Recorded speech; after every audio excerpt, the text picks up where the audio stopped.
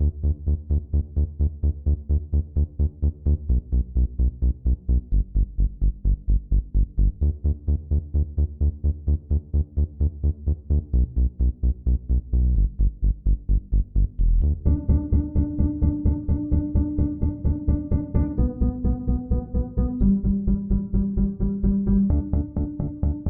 to the sixth episode of the Paleoconnection. I'm Brandon, joined by my co-host Verv. Today we have a bit of a different episode than usual. Typically we invite a guest on or talk about the pressing topics of the day. But today I'll be interviewing my co-host Verv. Many of the questions are related to various topics I've seen Verv discuss in the past, and I think the interview will be both entertaining and informative. Some of the questions will be serious, while others lighthearted. So, Verv, are you ready to get started? Oh, yeah, I'm ready. All right. So the first thing I wanted to talk to you about is from what I understood as your support for monarchy. Would that be correct to say you do support monarchy? I would say that I am a supporter, but I'm also very aware of the fact that changing to that kind of system, a system where a monarch would be fully empowered, is really unrealistic for pretty much every setting in like the modern Western world or a G20 country, right? Yes. So I would say like I am into the concept of monarchy as a framework for theory and for understanding politics, and I think that it would potentially be a lot more advantageous. But I'm also very realistic about it, and I don't go out and announce and shout from the rooftops that I'm a monarchist and going to settle for nothing less than that, right? Yeah. So let's say though that you had the opportunity to support a monarchist government. I don't know. Let's say it came back in vogue or something, and you were one of the supporters. Why exactly do you feel this way about monarchy? What is it about monarchy that I guess would be better than democracy? Would you say that if you had to? Would you say it's better than democracy? So I would say that it would work in a way to absolutely complement democracy. To some degree, I'm saying I'm a little bit of a constitutional monarchist, but that's not even really the full of it either. So first, let me discuss this really, really briefly. It was about 7 or 8 years ago that I became more familiar with the thinker Carl Schmitt and this other thinker from also a German named Thomas Mann. And they both kind of discussed this idea that when we're overly political, then everything becomes super emotional. We start having relationships where we develop an enmity with other regular people. And this is actually really disadvantageous to how we should actually relate to each other as citizens. And one of the ways to solve that both Mann and Schmitt would promote is actually, ironically, having a little bit more of an unyielding and autocratic government where the average person isn't really politicized. And I thought that made a lot of sense. And I think monarchy kind of plays into that really well because it immediately turns down the volume of the of politics in that society, right? Plato also influenced me a lot on this because Plato was ultimately saying that democracy will always devolve into oligarchy and or mob rule, right? So I kind of thought that these pre-Enlightenment thinkers like Plato and guys like Schmitt and Mann, they had a lot of wisdom on the topic. And as I saw politics get a lot more polarized in the U.S., that's when I really started thinking that monarchy would be kind of the way to go to balance that out. And that the second point here, you might actually be able to get better participation of citizenry in politics if it was something that was really just left to the people who are genuinely curious and interested. I used to joke with people like we should have these campaigns to get down the vote, right? Because the last thing you really want is people who aren't actually that interested being preached to and moralized to that it's their duty to go vote. Because all they're really going to vote for is they're going to vote along the tribal lines, or they're going to vote to please someone else who's important in their life. Maybe the politics should be left to the people who are really interested in it, just like science should be left to people who are really interested in science. I'm not a guy who reads about science hours every week, but I am someone who reads about political issues hours every week. If someone really preached to me that I got to be involved in the scientific process on some personal level, it wouldn't be good for anybody, because it's just not something I'd ever be that good at or that interested in. I'd be kind of bad at it. So, those are two general reasons why I would say I really tend to support it. Okay, yeah, that's quite interesting. I think especially the point that you make about the politicization of society. We can definitely see that going on in the U.S. now, where a lot of people kind of say that like the new religion of the U.S. is politics. People have kind of just bought into it, and their entire being and character kind of now revolves around their political stances. And I can see your point that perhaps if we took politics away from people a bit and kind of distanced themselves from it, then it would actually do a lot for bringing society together, instead of seeing your neighbor, who's a Democrat or Republican, as an enemy. You would just see them as a fellow citizen, perhaps. So I think that's quite a good point. How do you imagine, if, let's say, you could set up your ideal system? Is it something more along the lines of like the British system, but the monarchy assumes more power? Because as we know, in the British system, the monarchy is more of just a head of state and ceremonial with a parliament. Do you see it? Do you envision there still being a parliament, a kind of body that is still voted for, and then it shares power kind of equally with the monarch, that would then be a hereditary position? Or how do you also see the lineage of passing down from monarchy to king to king or king to queen and so on and so forth? Is it something that's familial, or are we talking about like choosing the future leader in some other way, and then we just dub that person as, let's say, king? Right. So there's two really influential things that I read about this. One of the more influential things I ever read, I must have been only 14 or 15, but I was into Simon Bolivar for a minute there, because I had heard, he's like the George Washington of Latin America. So I'm like, oh, let's see what this guy has to say. And I read his Cartagena Manifesto. It used to be available for free online. For whatever reason, I haven't been able to find it online again. But from what I remember is he basically proposed that you have elected representatives that make up this legislative branch. And then you have the judiciary and the executive branch as hereditary positions passed down inside of a family. Of course, multiple families at this point. And his logic behind this was that the laws would be mostly from these constitutional laws that were founded at the very beginning of the Republic. And so you'd want to have a group of families who were in charge of being judges. And from among them, the president would be chosen, who would be a president for life.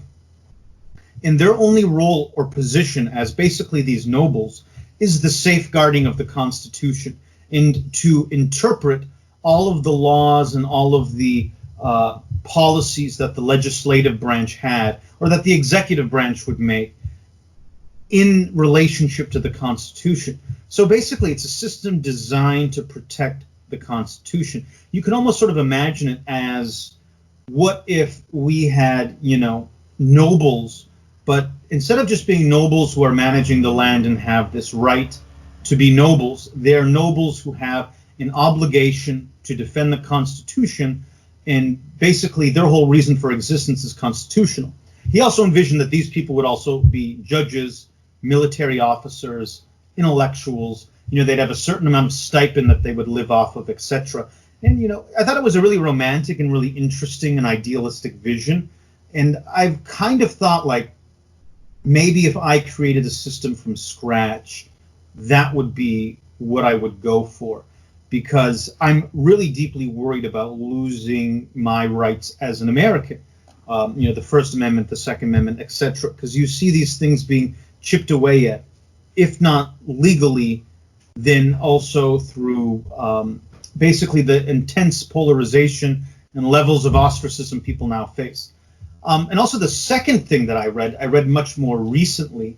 I was reading an essay on the Byzantine Empire, you can also just call it the Eastern Roman Empire. And the way they described the system is they said, like, it's a monarchy, but it's also basically a diarchy, because the emperor was crowned by the patriarch being the bishop in Constantinople, who was considered the highest ranking member of the Orthodox Church.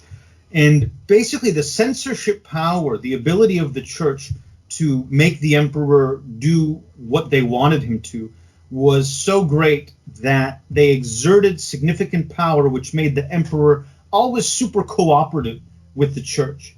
And as I've heard it said before, you basically had them being like good cop, bad cop. And so I also thought there was this really interesting play that you could have, this idea where you could have this balance of church and state working together in different ways. And that's something that we don't have at all anymore. We just have this giant secular government, and you have no give and take relationship that you can have, these kind of benefits with. And so that was, a really interesting and influential thing to me. Like, what if we had all of our charity and many of our social services going through the church, and the state existed to do other functions? I thought, balancing things out in this way would be interesting. And you could even kind of make it a three estate system, where you have the nobles in the monarchy, and you have, as an executive sort of branch, and then you have the church, who functions kind of as a charitable branch, but also, executing on the front of charity and social services. But then you also have the legislature. And, I'm talking a lot here, but to bring up something else is, it's very important to understand that when you look at France or Spain, this is how their society was very much functioning. You had legislative bodies that would meet in Marseille in France, who were like a local assembly that had a lot of power, that petitioned the king, and the king almost always did what they said. And in Spain, the king would have to go appeal to a body of nobles and to a body of mayors and other people to get his budget. And if they didn't like what the king was doing, they would just deny him his budget. And you saw these same things exactly happening in, 16th and 17th century England. So, in a sense, the monarchist systems have always had a much more democratic relationship with their constituents, with their subjects, than we normally think. Okay. So just one thing kind of pops to my mind, though. How would you deal with the situation of, let's say, tyrannical heirs to the throne, or heirs to the throne that were disinterested in taking on the role, or in some way just not up to the task, or even corrupted, and there's no way perhaps to get them out? Right. Well, you can look at the example of the Eastern Roman Empire, where basically it was kind of an elective monarchy, and it would be to the point where if there wasn't immediately a suitable heir in the current royal family, they might even take a very competent general, or even someone of even more humble origin, and they would make him the official. They make him Caesar, the heir to the throne. So you could have an elective system like that. But of course, that's kind of the easy way out. I think you could look at some of what the philosophers have said, that when a king does become transparently tyrannical and violates the will and law of God, it becomes acceptable that the king is basically deposed or completely politically neutralized. For instance, the other nobles, the church, the elected bodies, the local city levels, they could all just say, look, the king has done this crime, which means that he his power is no longer valid here because the king is violating the law of God. That would be one option to handle it. But I think you could also really just have this would be a situation where kind of the diarchy, where you have the church and state each having different realms here. You could literally have the bishops or the large religious body even just make a declaration of, our king has violated the basic principles of God on a really high level, so we are going to basically act like the throne is empty. Sedevacantism is what they call it in Catholicism. If they believe the Pope is illegitimate, to carry on as Catholics without having a Pope is sedevacantism. You could have a sort of sedevacantism of the royal family. You don't even have to depose the king. You could just be like, okay, the current king is in violation of everything that's good, so we're just going to ignore him. And there's enough examples in history of the king having their power throttled to such an extent that I don't think it's hard to imagine systems that would allow for that to happen. Okay, just I think one more question related to the topic. So as you mentioned Rome, and I'm sure you know that, in the empire, there was a lot of civil wars. When there was a power vacuum for the emperor position, and you don't see that would possibly happen in this scenario too. Let's say there was a king that wasn't up to snuff, and he was removed, and then there's competing groups or parties, competing claimants. Let's say one son against the other son, or cousins against second cousins, or just one general against another general. If there's no familial lineage, you don't see that as being a big problem with this scenario. Okay, so I'll have two parts to this answer. The first is, I would say that the only reason that we have such peaceful transitions in the Western world is much more to do with economics and the level of development of our, what would the word be? The structure of our society as a whole is so developed, and our security forces are so good that you just don't really have these civil war scenarios. I think that if you actually had our system of government, of elections and everything, 500 years ago, it'd be basically what you'd be seeing in third world countries now, like Somalia or whatever. It would just, the real cause of stability basically is modern institutions and modern economies, because of the technology, allow for the stability. So that's like kind of the first part. And the second part would be, I can see how that would definitely be an issue. But I would say that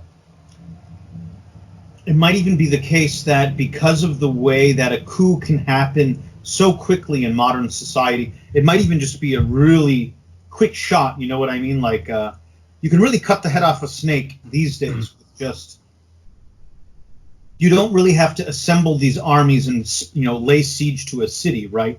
You can kind of have more of the classic, just the palace guard kind of comes, Well, certainly one of the problems, my example with Rome, certainly one of the problems with Rome was that, certain men had large armies at their disposal, and they would, go at it with each other. And of course, in modern society, the army would probably be under the control of certain generals, but I guess you could say that whoever controls the army then would possibly be the people that could lead the coup. So just like in authoritarian regimes nowadays, certain generals always pose a threat to the authoritarian leader, whether it be Saddam Hussein or whoever, whatever dictator you want to choose. They always need to be wary of their generals, because the generals could lead a coup against the dictator and throw him out. Oh, right.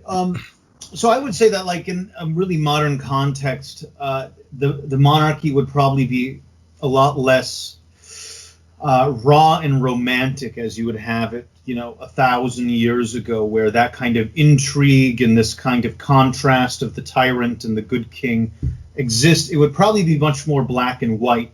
There'd be a lot more transparency, and so I think you could really have something that more closely resembled the constitutional monarchy of England, of the UK, excuse me. And you really would have a situation where it's like, okay, we've had 5 major bishops talk about how tyrannical the king has been, so that's a signal where we're all going to be generally approving of the people who want to stage this coup. You have another scenario where it's like, hey, this has been quite a decent king. He's been very fair. No one would stomach the idea of his brother or anyone else trying to take it over. I think that there's something about when a society is wealthy and developed, you're just going to have more stability. And one of the issues that you would have 1,000 years ago is that when there is a famine or when there is disease or war, this kind of chaos can really just erupt and make everything fall apart quickly. Yeah, I think those are some good points, and I think overall, I think you explained your position quite well. So let's shift topics a bit. Another thing that I've seen you talk about a lot in internet posts is Jews. Now, I don't particularly have a targeted question related to them. I'm kind of just wondering, what's the deal with it? What do you overall think of Jews? Do you believe in any sort of larger conspiracy or things like that? Or basically just, kind of go where you want with this one. Oh, sure. I know it's a topic that you've talked about, so I'm sure you have something to talk about with it. So, go sure.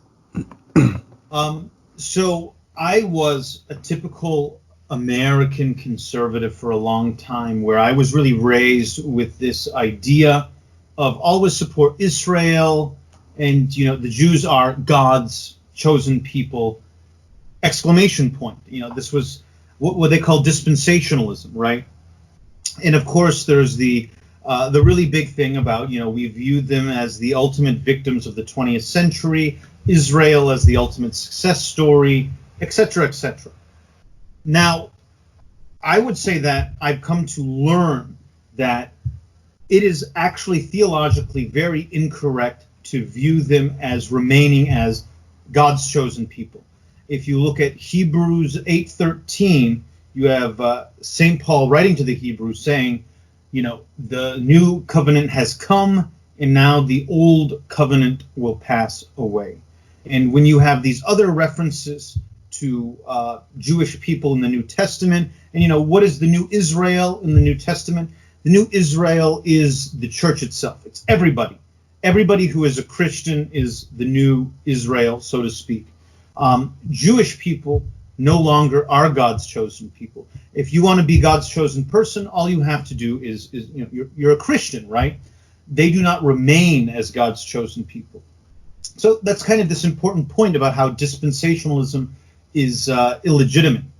And that got me thinking more about Israel as a whole. So when we look at Israel, we basically took land that was taken from the Ottoman Empire, and we decided it would be okay to colonize it. There had been this Zionist movement to move Jewish people into this part of the world for decades at this point. And actually, many wealthy Zionists who were close with the British and American government, as well as the French government and other places, they worked so hard to manipulate Western powers to basically set up a colony in Israel, and to basically, through a long series of events from the Balfour Declaration onwards, you basically have Western powers establishing a Jewish state in what is modern-day Palestine. And it went from a place that really only had Jews numbering, and I think it's like 10 to 20,000, versus hundreds of thousands of Muslims and Christians, to by the 1950s, they are now, the Jews are now measured in the hundreds of thousands, if not millions by then. And as a result, it's kind of like we really just displaced the Palestinian people in that region. and they are rightfully very upset with it because that was their land and it was their legacy and it was taken away from them. So that was something that really got me kind of upset and kind of questioning about them. So do you want to talk about that a little bit before we move on? I'll just ask you a couple questions about things you said there. So what do you think about the argument that there's no such thing as Palestinian people, like it's not a unique culture, and really the people that consider themselves Palestinian are just Arabs in general, and they didn't necessarily have any particular claim to that land as a unique culture, even though that, like you said, their land would have been taken from them. Do you see Palestinian people as like a people worthy of a nation, like their own nation, rather than just being, let's say, being part of Jordan or Saudi Arabia or Egypt, let's say, for example? Sure, and that's a really great argument. In fact, when I used to support Israel, that was my favorite go-to argument because it really is so poignant. And they even have these, I've seen posters and articles from the 1920s or 1930s where they refer to them as, I think it was Syrians in the West Bank or something like that.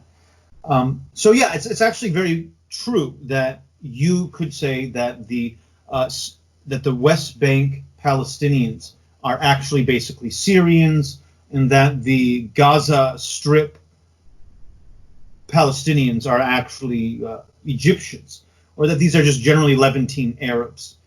But I think that at this point that is a little bit unfair. I feel like they have a distinctive identity to their region that, of course, would be very similar to being Syrian or Jordanian or Egyptian. But at the same point, even if those similarities exist, you could maybe even point out that there's probably a lot of arbitrary differences between some of the people on the borders of Jordan and Syria, or other Middle Eastern countries like that. It's kind of hard to know when to draw the line. I would give them the benefit of the doubt and say that probably this region did have some distinctive characteristics. But hey, it's really a good point. But at the end of the day, even if we are to say that they ultimately are Jordanians or they're ultimately Egyptians, we could then argue, well, then maybe that land should have been given to for Jordan to rule over, or for Egypt to rule over.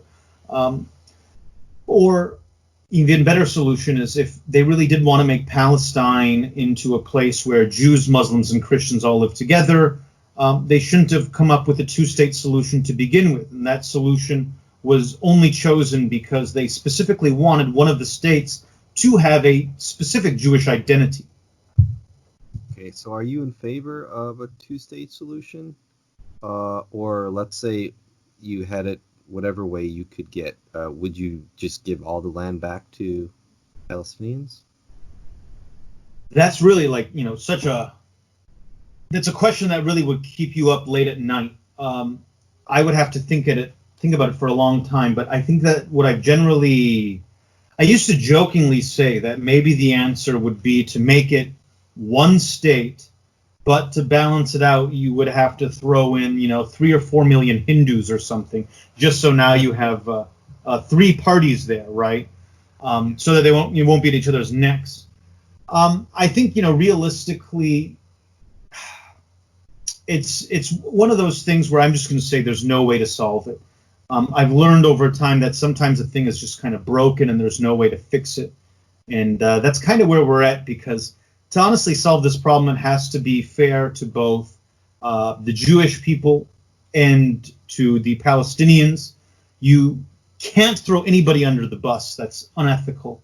So oddly enough, you might have to just maybe the real ideal way would be to find a way to make one state work and to make it as democratic as possible, where neither party would have the ability to strip the other party of its rights, and kind of force them both to live together in a prosperous state where it's so legalistic in so much like a republic that's rights-oriented that you don't have to worry about the tyranny of the majority happening, whether that be from the Jews or the Palestinians.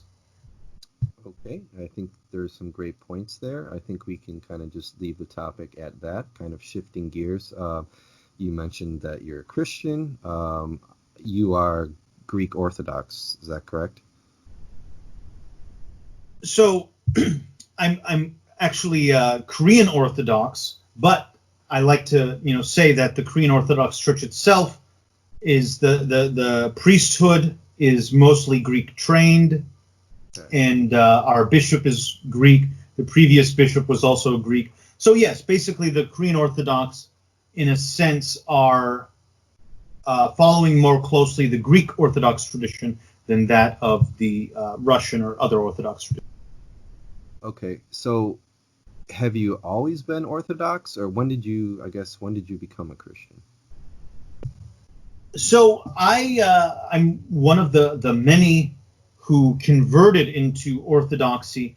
I was raised as, I would say, non-denominational Protestant.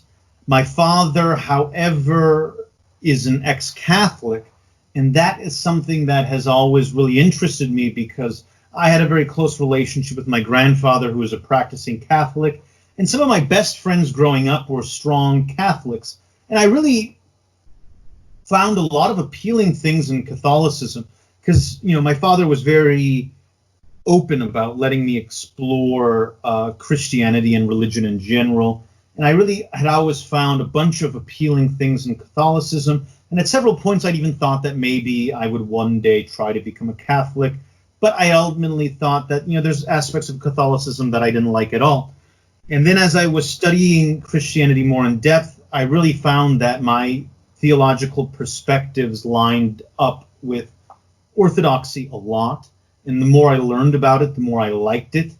And one of the big catalysts was I really saw where Protestantism was heading. And I just kept thinking, you will know a tree by its fruit. And I'm like, there's a lot of rotten fruit in these trees here.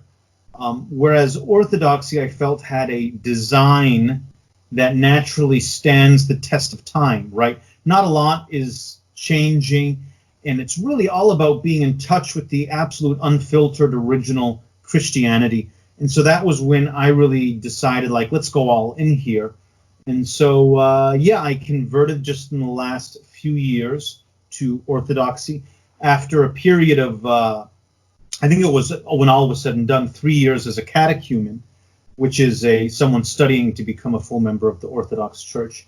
And so, that's kind of my story of getting into Orthodoxy. And I do want to say that the person who really brought me in is a Russian fellow I met, who, one of the things that kind of kept me out is I felt like Orthodoxy can really be kind of this ethnic enclave type thing, in that I might, be jamming someone else's style, coming in as some American convert. But when I talked to this Russian fellow that I met, he was, telling me that here in Korea they had a very international congregation with plenty of converts, and that it's so good for the church and inspiring when people who aren't from the heritage, from a traditionally Orthodox community, do convert. And since I have converted, I will say that I have had zero unpleasant experiences as a convert. There has been no point where I've ever felt remotely unwelcome. If anything, I feel more I probably get an undue amount of encouragement and praise for converting people who are, cradle Orthodox. Okay. So kind of staying on the same topic of religion then, do you consider yourself a young Earth or old Earth creationist? Wow, that is I did not expect that question. So I would say that I'm not that well versed in this argument, in the sense that, I grew up, and I would say that my family believed in theistic evolution, and that we're aware of creationism, but when the topic would come up, I was just always told, go with what they say in science class. Definitely believe that God created the universe. But I guess the attitude I got was that it wasn't a super important question. I remember speaking with a Lutheran youth pastor. We'd gone to a Lutheran church and to several just kind of non-denominational churches. And the Lutheran pastor even said that personally, he was I think he was an old earth creationist. But he said that it's an unimportant thing and that, you can just kind of believe what you want. So over the years, I just kind of thought like, okay, I'm not prepared to argue against evolution, and I generally accept it as, that's what's there. And as I kind of mentioned earlier, I'm not a big science guy, so I've not really had the confidence to wade into the topic. But I will say that I have heard some more creationist talks, and I'm more open to the ideas now. And I definitely think that, of course, God created everything. And a lot of these arguments that you get where they talk about how a lot of systems in nature, like the heart and the blood vessels, right? How, these are two things that just wouldn't come into existence by themselves and that they would play off of each other, how these things had to be created, or things like there needs to be metabolism and I forget the other thing. You need these two things for life to exist, and how evolution doesn't account for these things. So I fully believe that evolution is not a full account of creation, but I'm not prepared to say that I'm young Earth or old Earth creationist.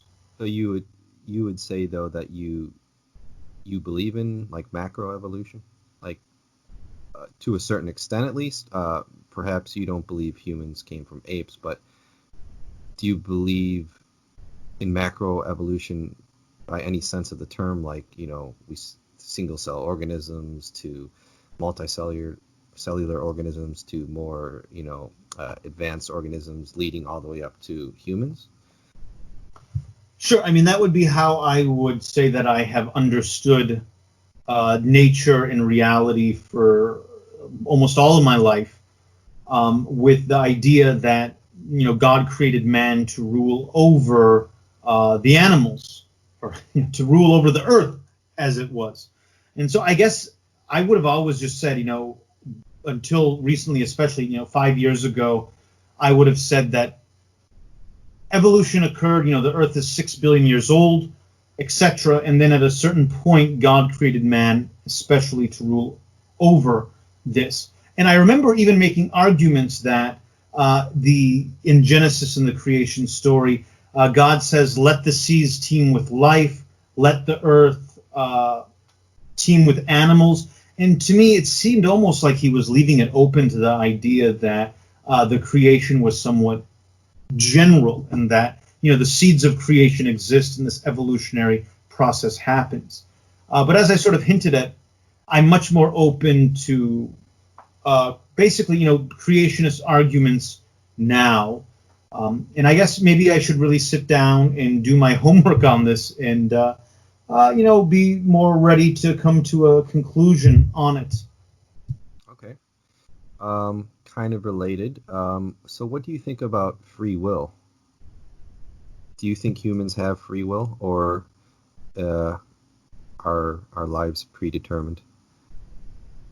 That's really an amazing topic that I've really been reading a lot about and thinking a lot about the last few years, specifically when I was in the process of studying to become Orthodox. I found a lot of really interesting statements out there. And so as I am understanding it, we tend to believe in what is called compatibilism, which is the idea that, we basically have something like free will, but the everything is also foreknown by God. But the fact that it is foreknown does not affect the fact that we have free will. So, for instance, a good example of that is I can know that I have a new treat for my dog that I am hiding in the car. And when my dog gets to the car, I know that he's going to go nuts for this new treat, right? And the fact that I know this does not change anything about, my dog's behavior, right? it doesn't affect him that I know what he's going to do. The dog still exercises fully. The dog still behaves as the dog would. So I think that, compatibilism makes a lot of sense. God knows everything that will happen, yet we still have the free will to operate. Now, what really threw a monkey wrench into this and really made me think very deeply was my bishop even said that free will was lost in the fall. Basically, when Adam ate of the fruit and we were cast out of the Garden of Eden, to a great extent, we lost our free will. And so we are only capable of acts of free will when we actually are living for God and free of sin. Because actually, when we are sinning, we are being acted upon by demonic forces, by base forces, by this animalistic will. We are the slave to our passions, right? And so that to actually exercise your free will, you have to be in a very heightened spiritual state. So free will does exist. Everybody has the capacity for free will, and we are all responsible for our decisions. And I would say that the way we understand is that sinners who don't come to God, they have fewer moments in their life where they exercise free will, right? So the man who is addicted to, let's go with addiction. A man who's addicted to alcohol and has been an alcoholic for 20 years, he will have a few moments in his life where he is given the opportunity to put the bottle down or to reflect on this and to overcome his alcoholism, where he can basically exercise his free will. But for much of his life, he is actually without free will and just acting on passions. Because to actually have a moment of free will, you really require some amount of grace and freedom to decide. I hope I explained that well enough. Yeah, very well. So kind of connected to that as well. How about your thoughts on hell? Do you have a more, say, traditional Christian view that, of course, well, hell exists, heaven exists, and all those who do not accept Jesus Christ go to hell? Or is hell a place only for the worst of the worst? Or how many people are going to be in hell? Is Mother Teresa in hell? That is a really excellent question. I'm glad you asked that because I've really been looking into that a lot. When I became Orthodox, I learned something very interesting, and that is that we actually believe that hell. So, okay, it's better to start back a little earlier. There will be the great resurrection of everybody, and everybody will be resurrected together. And it will be at this moment that God appears to everybody as a great light, a holy, divine light. And this light will shine down upon everybody. And those who are Christians and who love God, this will be a divine light that burns away the impurities. And this will probably hurt, but in the end, you will be in the great presence of God's light, and it'll be a nourishing light, and this will be heaven. But to those who have rejected Christ, this will be hell. The divine light will actually burn you, and this will be the sea of fire that will be upon you before going into the outer darkness. So in a very real sense, many Orthodox people say, this funny turn of phrase. He goes, well, a lot of these universalists who say that we all go to the same place are right. We do go to the same place. It's just that for some people it's heaven and for some people it's hell. So yes, we fully accept this. This is different than how people normally conceive of heaven and hell in the Christian tradition. But it very much is that hell is a very real thing. And it's very important to emphasize that important Orthodox saints and theologians have all said that hell is real. Some people will definitely go to hell. And those who tell you that hell does not exist are doing you a great disservice. This is what the demons want you to think, is that hell is not real, so that you do not strive to get into heaven. And that many people will fall because they don't believe hell is real. So yes, hell is totally real. And then on the other part of the question, so there's a great quote from St. John Chrysostom. I might get it a little bit wrong. This is a paraphrase. He says that the road to hell is paved with the skulls of priests, with the bones of bishops to guide the way, as the signposts. And just think about that. If a great deal of our priests and bishops end up going to hell, then certainly there are other Orthodox Christians and Christians in other churches, of course, that will go to hell. And of course, plenty of people who will also, go to hell who are outside of Christianity. But it's also important to remember in Luke 12, I believe the specific verses are 46 to 49. There's a story, it's the parable of when the man who's leaving his farm goes away, he gives his servants different amounts of coins.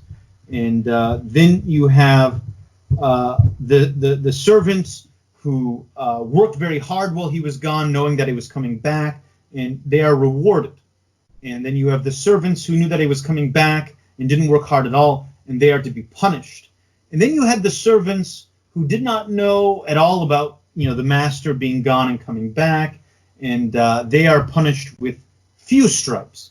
So you see a relativity of punishment there. And so I've always understood this passage and seen other people to use the passage to indicate that those who never had the opportunity to know God or Christ are in a fundamentally different boat than those who know God or Christ. So I would say that it is entirely wrong to suggest that a Buddhist in 15th century Korea who could never know about Christ will go to hell because he just never knew about Christ. It doesn't make sense. And on the other end of the spectrum is, I wouldn't know what to say about a man who was raised atheist in the Soviet Union, kind of knew about God, but was never interested enough to get into it. But he was a generally good person. What happens when he dies? I don't know. That's a decision above my pay grade. In Orthodoxy, I was taught that one of the best lines to this is, I don't know what sends you to hell. I only know what you can do to avoid going there, right? So we don't know who will go to hell. And to kind of, make it more brief, I do know that if you follow the Christian teachings in the Holy Orthodox Church, you will go to heaven. And I know that people who who consciously reject this will go to hell. But, everything in between, that's kind of up in the air. But one more just slightly interesting thing, there is a saint in our church, St. Justin Martyr. He had a unique perspective that I learned about that people would find, kind of interesting, is he actually believed that only baptized people are able to go to heaven or hell, and that everybody who was never baptized or never initiated into the church will actually go to limbo, and that he actually believed that if you were never baptized or never familiar, your soul will simply be destroyed. And this is not the church position now, but because a saint did say it, it's something that you can pay attention to and entertain as a potential idea there. So that's something else, kind of a third position a lot of people have never heard about that maybe you would find interesting.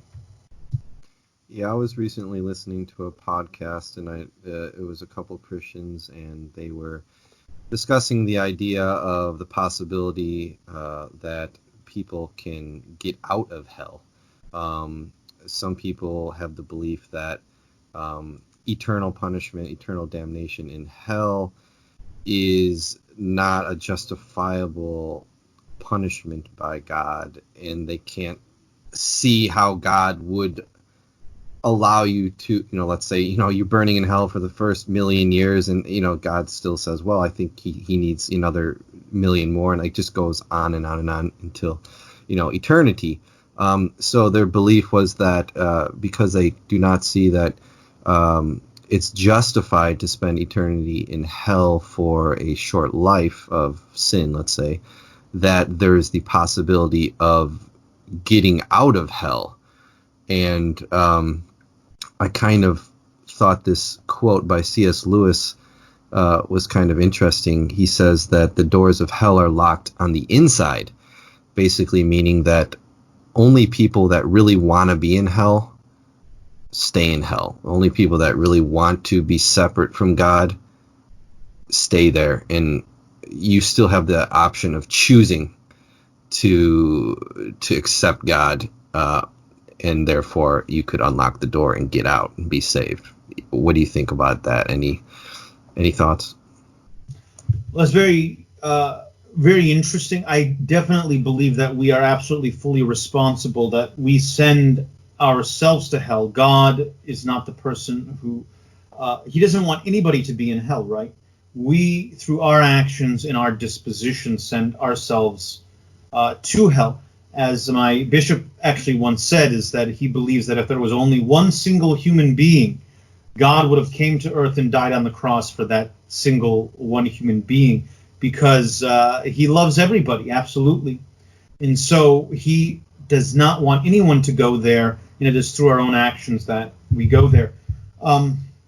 As far as getting out of hell, so I've heard it described this way, is that there is Hades and hell, and that the final judgment occurs. And on the final judgment, hell is actually what comes into full existence. And the people who are sent to hell at that point will be there for eternity. Hades is what exists up to the final judgment.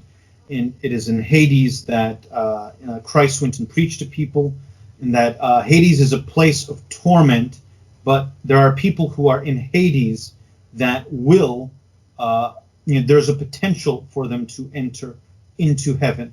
I feel really naked saying that right now, because I don't have the great theology to back that up, and maybe I fell into some amount of heresy just saying it. But that's a general understanding. Another point on this is it's very contentious in Orthodoxy, the concept of purgatory, because there's basically some old texts that make it really sound like we definitely endorse a period that is like a thing that is like purgatory. And there's a lot of people who really emphasize that we endorse nothing of that sort. But one of the things we always come back to is that we should always be praying for the dead, and that our prayers for the dead are efficacious in providing relief for those who are suffering. There's Orthodox saints who, there's a famous story where one of them says that he prayed over the skull of a man that he found in the desert that he knew to have actually been a pagan priest, and that he received basically a message from the other side saying that the man experienced great relief from his prayers.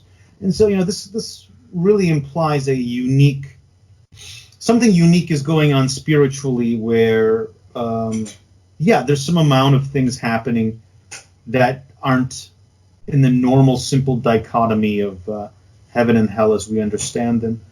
It seems to imply more of a connection between life as we know it and heaven or hell, can influence one another, perhaps through prayer or what. Oh yeah.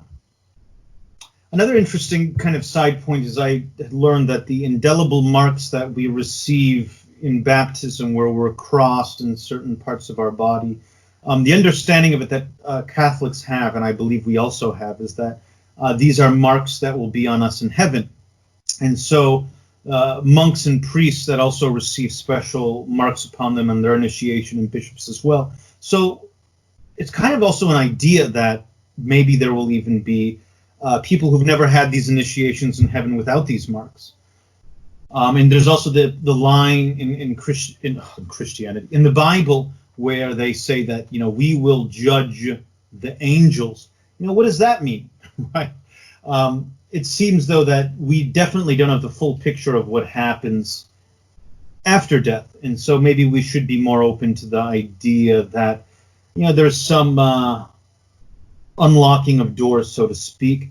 I don't think that theologically we would have an understanding that someone leaves hell, but, maybe leaves Hades or goes into a state that is similar to purgatory and comes out the other side. Those are understandings of it that I am open to very much, but I would balk to say anything very specific and back up and endorse these ideas, because really, I shouldn't endorse anything that isn't explicitly that I can't theologically back up and isn't in my tradition.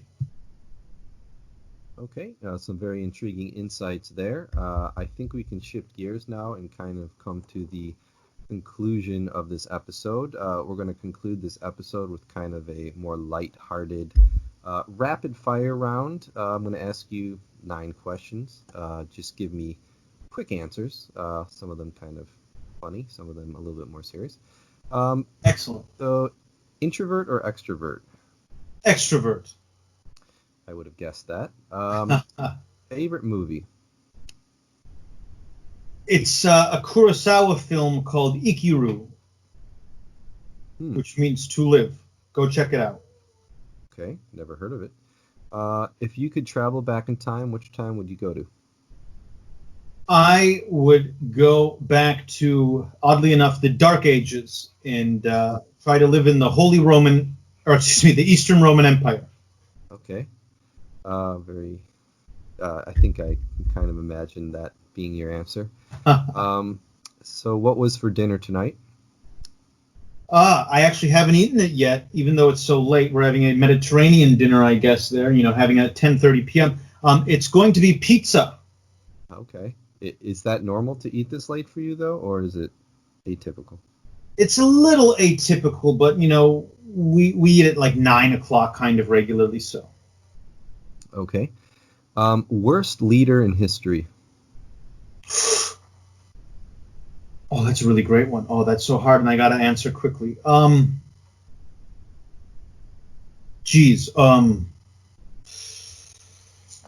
Maybe I can't pass it, so I just got to throw it out there.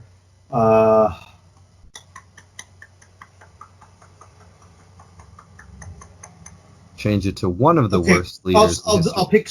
Okay, go on. One of the worst leaders in history. Okay. I'll say then, just for what he did and not having as much redeeming value, I would say Lenin. Okay, very good answer. If you were given an all-expenses-paid trip to Portland, would you take it? No, I wouldn't waste my vacation days on that. Okay. Favorite Jew?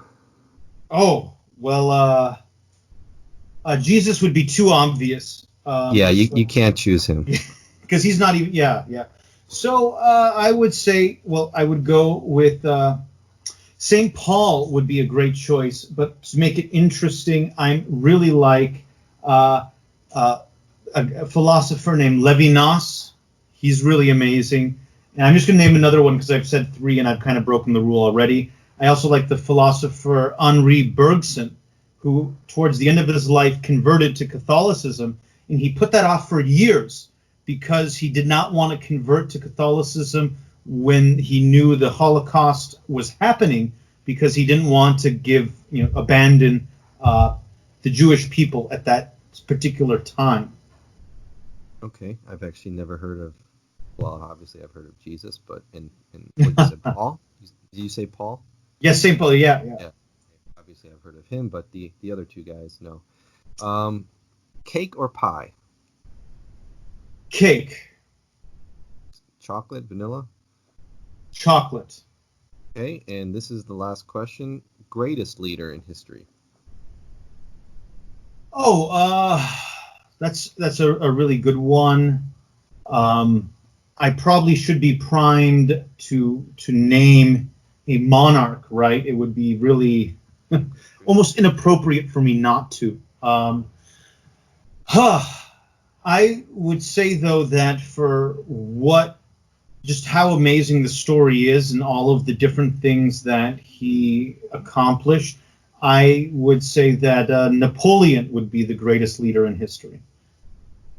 Okay, very good choice. I somewhat agree with that. Okay, I think that kind of brings us to the end of the episode. Is there anything you'd like to say before I close this out? Oh, sure. I would also just like to say that I did share a bunch of opinions on theology. I'm not a theologian. You should just read Orthodox theologians and saints. Those people overrule me every single time. And I just, was just going out on a limb here and there because I felt that that's kind of necessary to do that. And also, yes, I did criticize Israel, and I did say that the Jewish people are not the chosen people of God. I actually think that should not be offensive at all, because if I said that the Indians and Hindus are not the chosen people of God, that should not offend anyone either. I think people are just really hypersensitive about that sort of thing. But also, you do have to at least say in the end, it is absolutely unacceptable for anybody to hate anyone for their ethnic or religious identity. Nobody should be hated for any of that. And so there's no hatred whatsoever. I simply am willing to criticize these positions. And I guess, those are my two caveats to throw in at the end of the episode. Okay, point very well taken. So with that being said, that is the end of this episode. Again, if you have reached this point, thank you. Please remember to like and subscribe, and we will see you next time on the Paleo Connection. Thank you. Thank you.